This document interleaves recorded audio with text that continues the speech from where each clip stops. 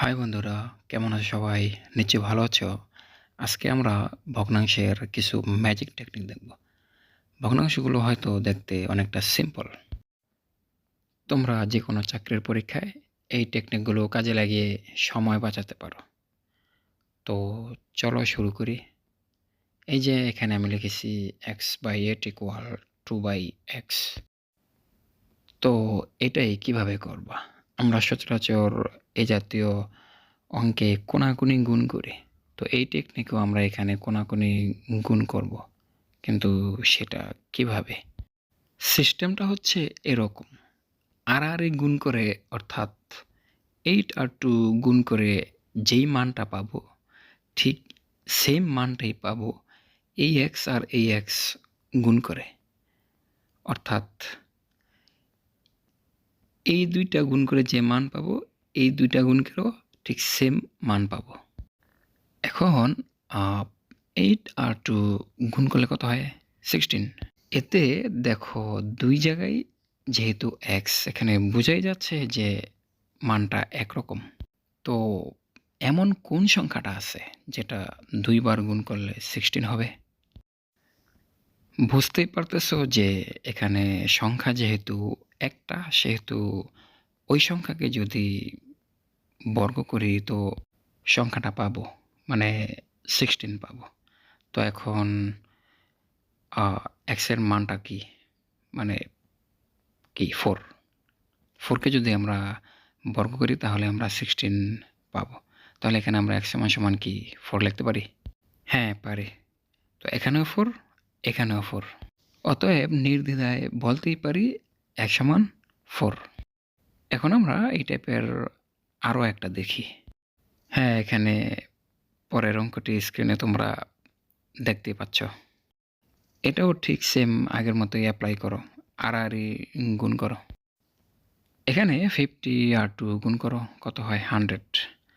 এখন এমন কোন সংখ্যা আছে যেটাকে দুইবার গুণ করলে 100 হবে? কত? 10। হ্যাঁ, অবশ্যই 10।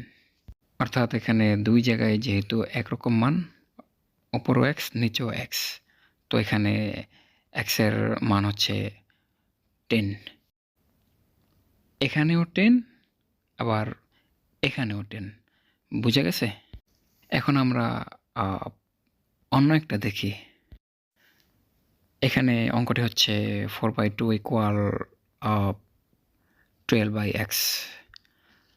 এখানে x এর পরিবর্তে হোয়াট চিহ্ন থাকতে পারে। তো এখানে তোমাকে x এর মান বের করতে বলা হয়েছে। এখন এটা কিভাবে করবা? এখানেও আগের মতোই কোনাকুনি গুণ করো। আমি কি বলেছিলাম? এখানে দুই জায়গায় দুইটা সংখ্যা আছে, 12 আর 2। এই দুইটা গুণ করে যে মান পাওয়া যাবে, ঠিক সেম মান 4 এবং x এর মান গুণ করে পাওয়া যাবে। তো এখানে 12 আর 2 গুণ করে 24 পাওয়া যায়।